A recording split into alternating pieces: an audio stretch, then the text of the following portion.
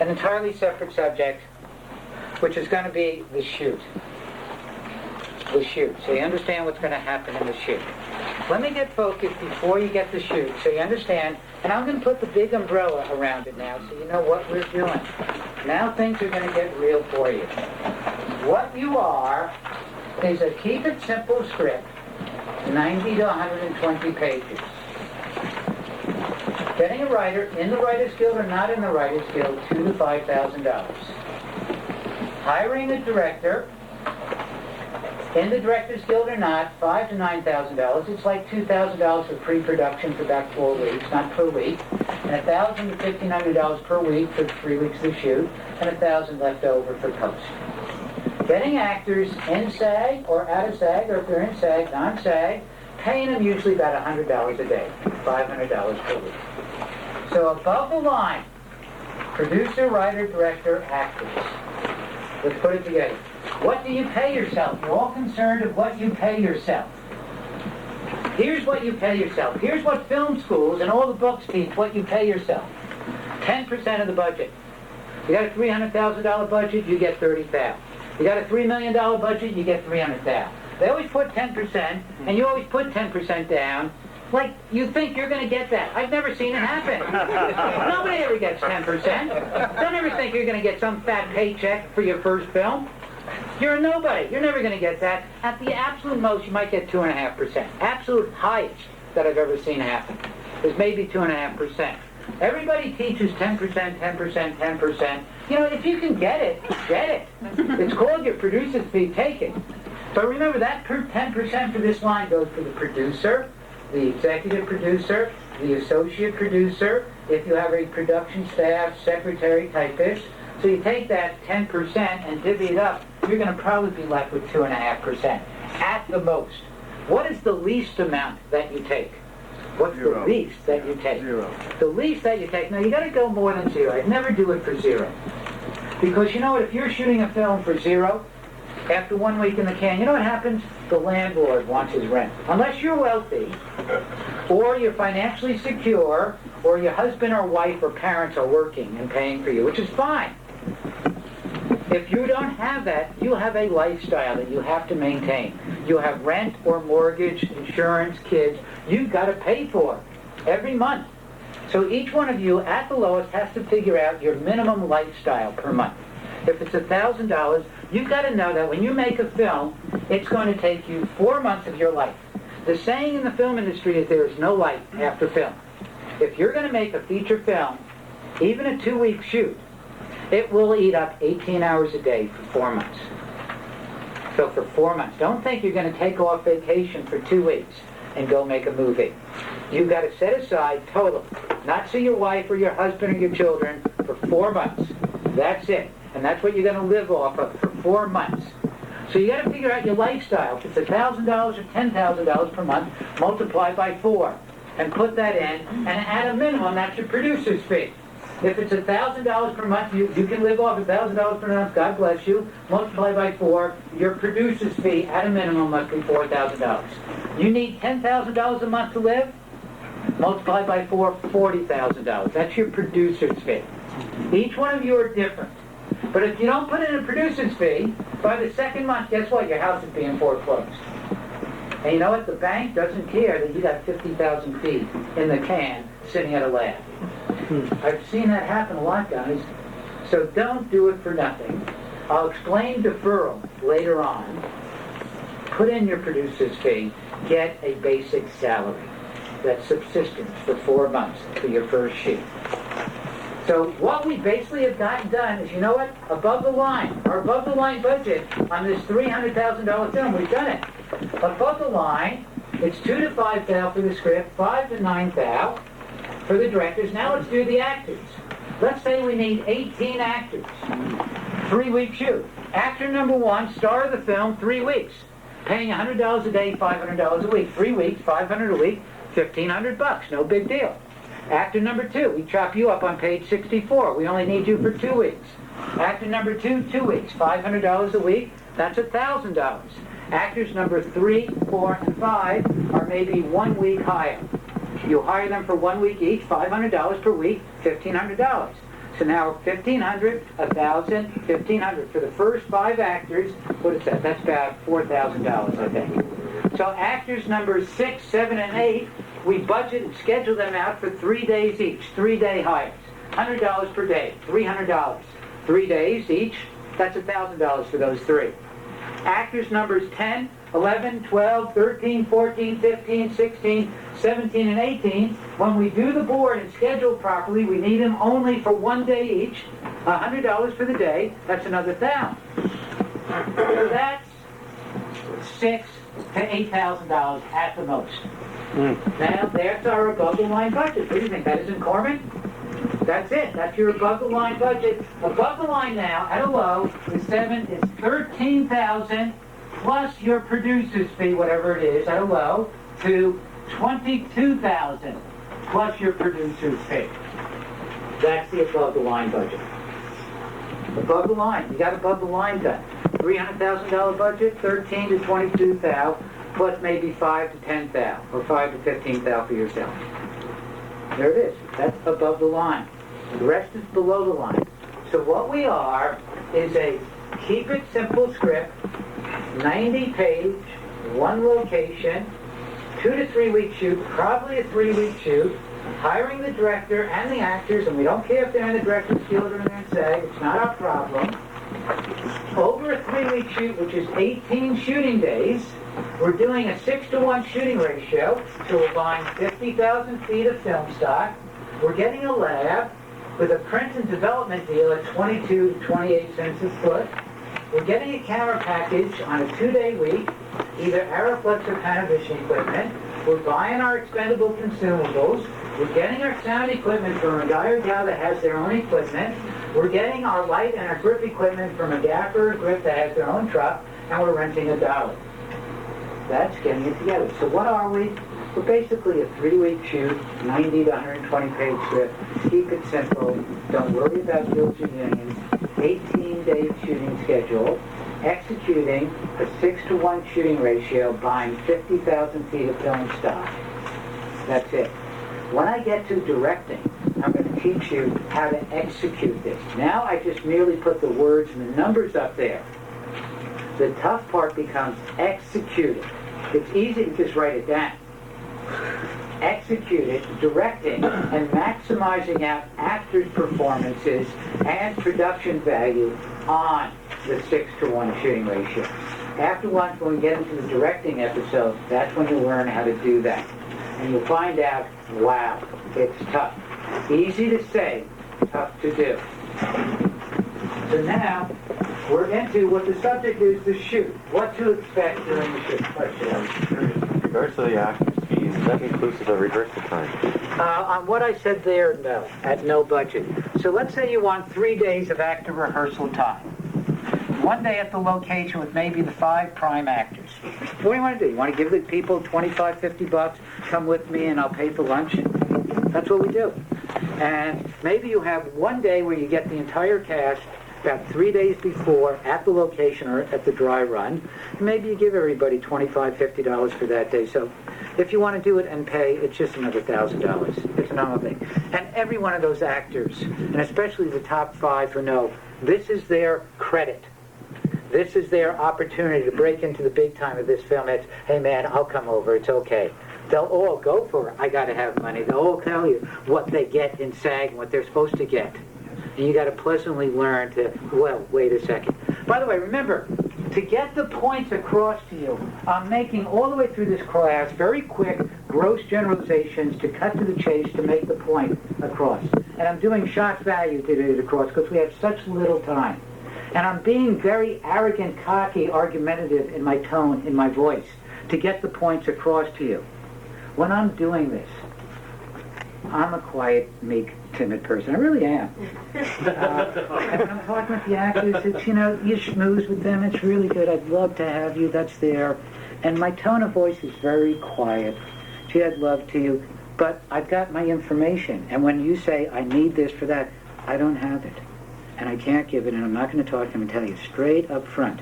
Your guild, we're shooting non-guild, this is it, here's all the money I have, and that's it.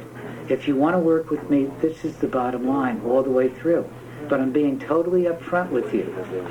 And that's why you present to everybody. You just explain right up front. You don't lead this person to believing that it's a guild shoot and you're non-guild. Tell everybody right up front all about it. You don't tell them the real number budget. You just say it's no budget. Or you know what you start saying? You say, it's just my own small personal film. Get away from this. When you're doing the selling, it's a feature film. Sell the sizzle. When you go to get the contracts with each of the little people and how much, now it becomes just my own little small personal film. It's the second mortgage for my house. I had to sell my third child to get to it. And that's really how the tone's going to be. And it's not this argumentative tone that I've been putting across while doing the class. It's a very quiet, nice, friendly, buddy tone. And you really are putting together a big family. You can't make a film. You're putting together a big family. You know what? Once you put them together, even if they hate you during the shoot, and by the end of the second week, they will. They'll still make the film despite you. That's their attitude. Their attitude is, you don't know what you're doing. We'll make it anyway. So, you know what? Don't ever waste any time trying to explain to them what it takes to make the film. Because they don't want to know. They're all perfectionists. Everybody, other than yourself that you're about to hire, is a perfectionist. You're not. Here's what you want. You want to get it done the best way possible. They want to make it perfect. You want it done. In the beginning, you think perfect. When you start doing it, guys, you just want it done the best way possible. And you're fighting with everybody in your crew who's a perfectionist. So let's go through this. It's just something you're dealing with during the shoot. Let's go through these other things. So what does it take to get this film done and be rich and famous that we started the class off with? First, you start with the script. Then you either get whatever money you have or the executive producer you have. Next thing that it takes to be a rich and famous producer is you need a telephone. Well, God bless cellular now. I don't have to carry around all these quarters all the time in my pockets. But you know what? I get the film directory. And in the film directory, I know who to call. And there's another book you're going to want that's going to come out and be published in a week that's called the Blue Book. The Hollywood Blue Book that gives you the names and addresses of all the above-the-line people. And we're publishing a book that's called the Money and Power Book that will have the names and the phone numbers of all the executives that are the buyers and sellers, the acquisition and development executives in the industry, in the video industry, the cable industry, the broadcasting industry, the film industry, and the foreign market industry. So the two above-the-line books you want to get is our Money and Power book, or another book is called the Blue Book that gives the above-the-line names. So now let's go through script, get the great script, get whatever money you need.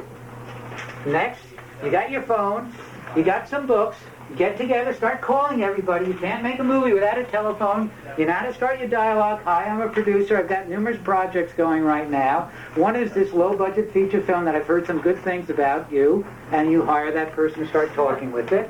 Next, number 4, what they always teach you in film school, in those big seminars, they always tell you, you got to be organized. All right, I agree. It's real important to be organized.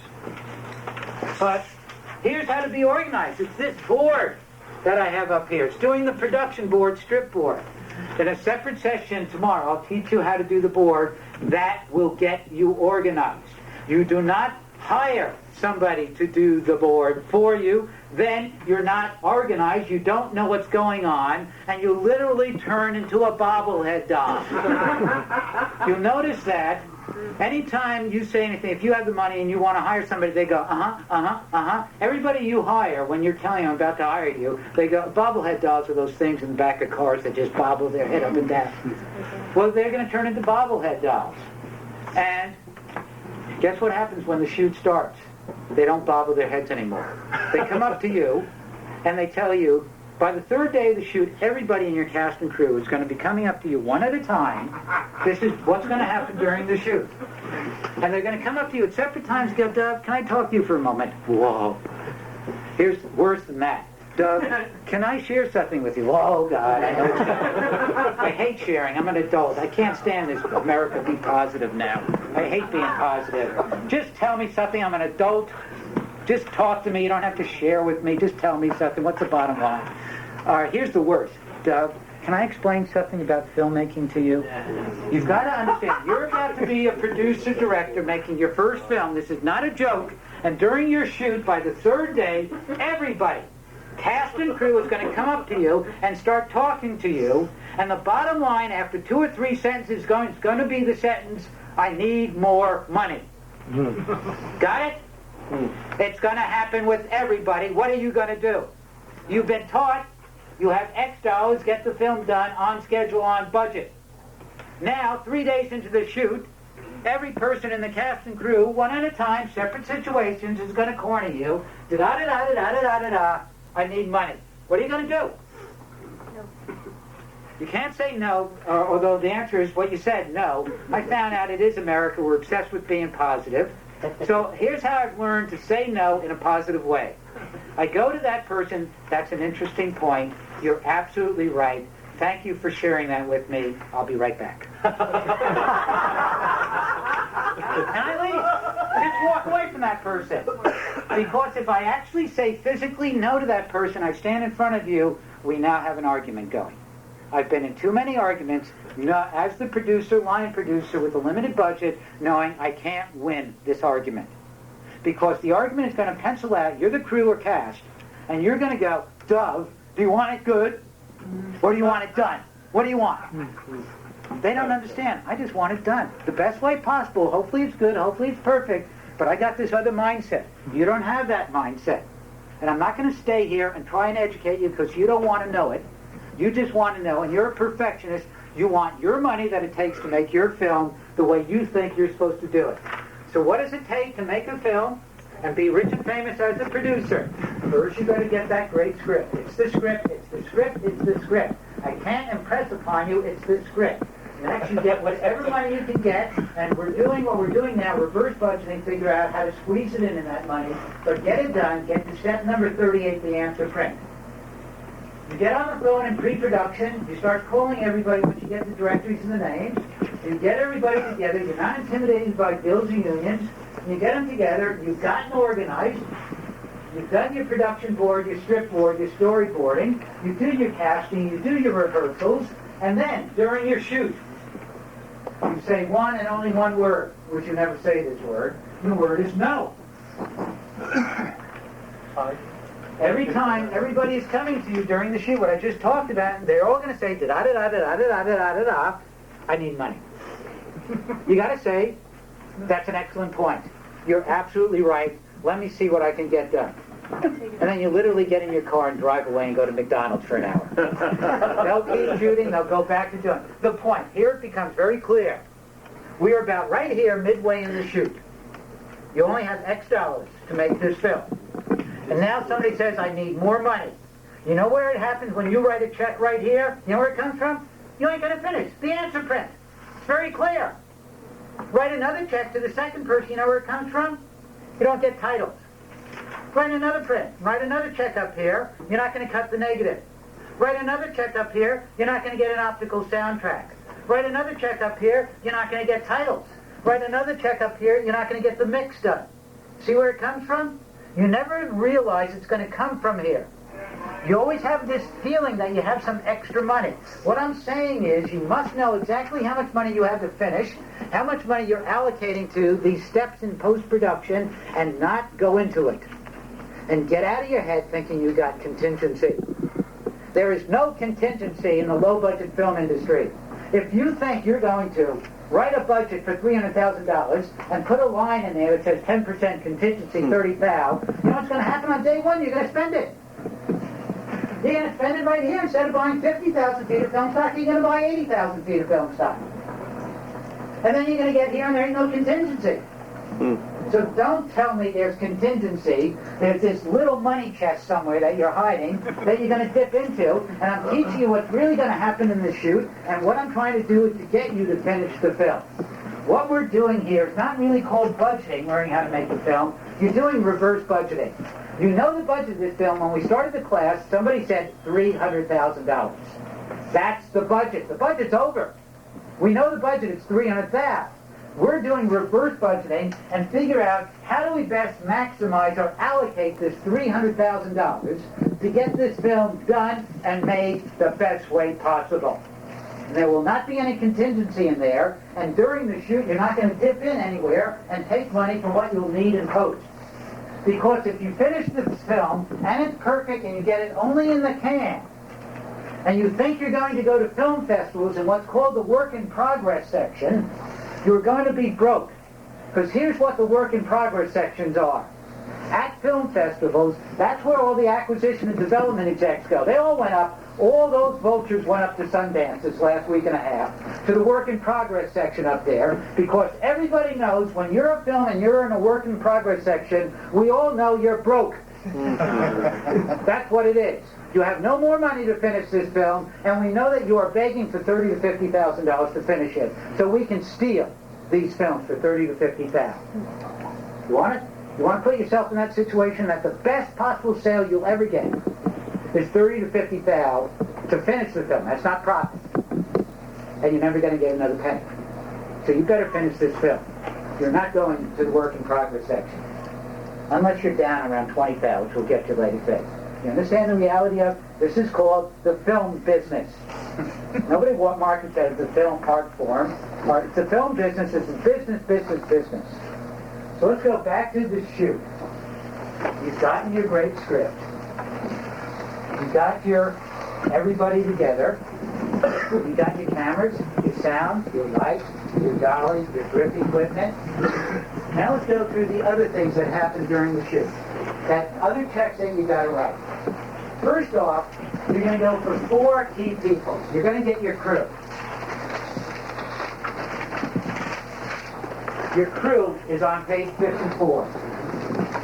But when you go to get your crew, I want you to stop worrying about or thinking that you got to hire these 30 people and get all these resumes. You're not going to hire 30 people. When you got to hire your crew, you only hire 4, maybe 5 people. Tell them, those are your key crew people, tell them how much money you have for everybody else, and they'll hire everybody else. You just hire 4 or 5 people. Here are the 4 to 5 people that you hire.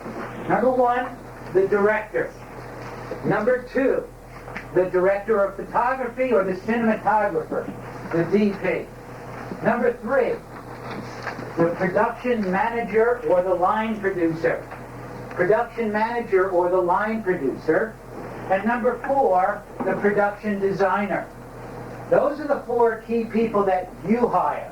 You look for them, you ferret them out, you make sure that you're comfortable with them, that they're super good, and that they know that you're the boss. Right up front. And the 5th possible person you'll probably hire will be the production coordinator. Then you tell those 5 people how much money you've got budgeted for everybody else in the crew, they'll hire everybody else. So it's not that tough, guys, getting a crew together. It's not your problem. Stop making it like you got to do all this, and all these things here. Very simply, number 4 was The production designer. Thank you. The head of the art department, the look of the film. That'll be the person that'll get the art people, the wardrobe people, and securing location, renting, scenery, studios, etc. But that person's in charge of that. So you go get the 4 or 5 key people. Right now I'll explain getting, other than the director, the next section after lunch I'll explain directing and how to get that person and how to direct. Right now let's go to the other 3 key crew people. The director of photography. The director of photography. How to find this person and how to get a real good person at this. For this amount of money, well, I don't have it down here. Let's go down here. Let's go back to page 123. Let's start filling in some other numbers. 13, 14, and 15. 13 is the DP. 14 is the production manager or the line producer. 15 is the production designer. Then we'll go down to skip a couple spaces, go to 18 and crew. I'm now going to explain how to get everybody, where to get them from. First, the DP, director of photography or cinematographer.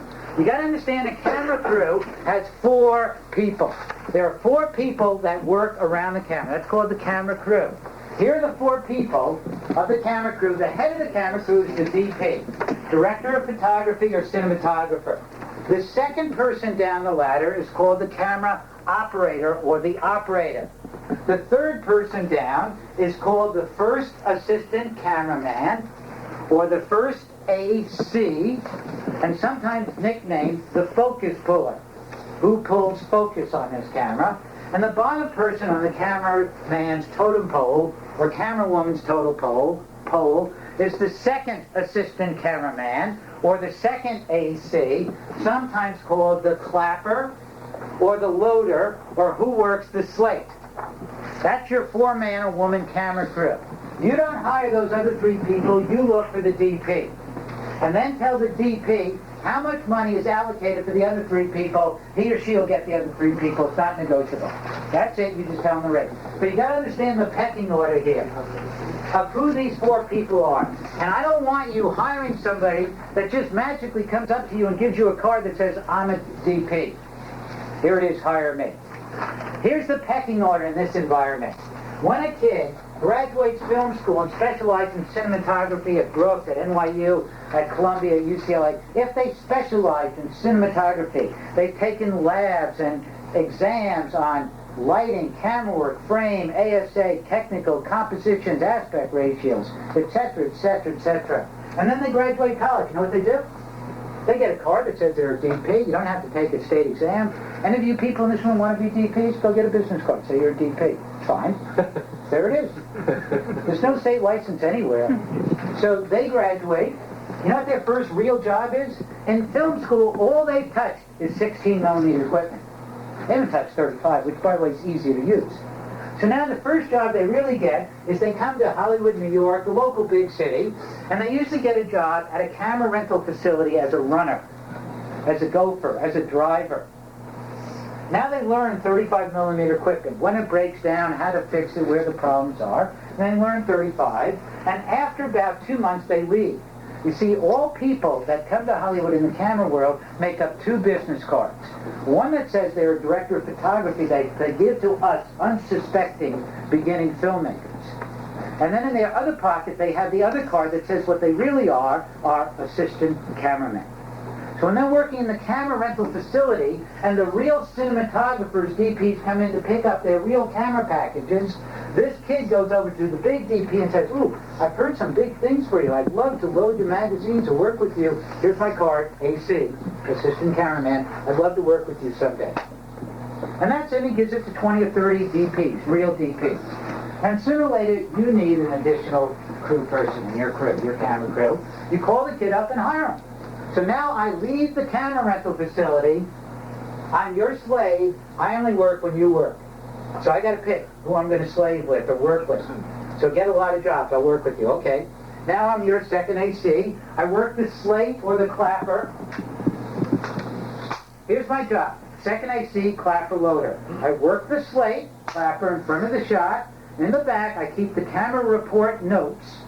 And I load the magazines. Clapper, loader. After about a year of doing this, I then move up the ladder to first AC, first assistant cameraman, or the focus puller. The first assistant cameraman or the focus puller is the guy or gal that you see in the front of the camera with this little measuring tool that they measure off to the main actor to find out where the focus points are. The focus puller. The first AC literally stands by the camera and just works the focus, and his job or her job is also to keep the camera clean so it doesn't clog up or break. That's the focus puller. After a year or 2 of doing this, then I get to be an operator. Now I actually get to put my eyeball in the lens. I operate the camera. And I keep all the actors in their framing, aspect ratio, the composition, and I operate the camera. After a couple of years of doing this as an operator, you see it's taken 5 years or so, now I can say, or I get a job as a DP. Here's what I see most DPs do on 4-man camera crews. They don't even touch the camera. They know how to work the camera. They know all those crafts they've walked up, but they're standing back here and they're thinking art, composition, lighting, timing, lab work. That's your 4-man camera crew. The DP usually doesn't touch the camera. He's got an operator and focus puller. He explains to them, here's what I want, and the framing composition. And the bottom person, the second AC, is loading and keeping the paperwork. That's your 4-man camera crew. Who do you want to hire? A kid that just came out of film school that gives you a card that says DP? Or somebody that's worked up the ladder? obviously the person that's worked up the ladder. That's who you're going to look for. How you look for them is you just pick up the local directories, the 411 books. You'll see here are 200 cinematographers. You call them up and you say right up front, I'm shooting a no-budget, low-budget, 35-millimeter feature film, 50,000 feet, want to do it. They know right away what the job is like. When you tell them it's a 50,000-foot feature, it's another one of those jobs that they swore they were never going to do again. But if they happen to be not working the next 2 or 3 weeks, they'll take the... This is the end of side A. Please turn the cassette over to begin side B.